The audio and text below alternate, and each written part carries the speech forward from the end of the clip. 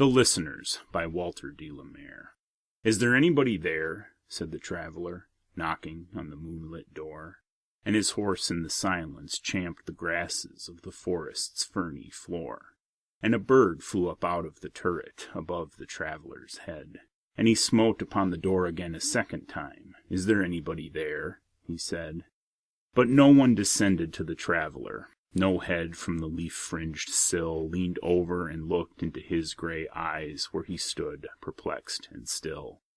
But only a host of phantom listeners that dwelt in the lone house then stood listening in the quiet of the moonlight to that voice from the world of men, stood thronging the faint moonbeams on the dark stair that goes down to the empty hall, hearkening in an air stirred and shaken by the lonely traveler's call. And he felt in his heart their strangeness, their stillness answering his cry, while his horse moved cropping the dark turf 'neath the starred and leafy sky. For he suddenly smote on the door even louder and lifted his head.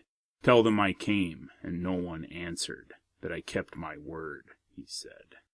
Never the least stir made the listeners, though every word he spake fell echoing through the shadowiness of the still house from the one man left awake.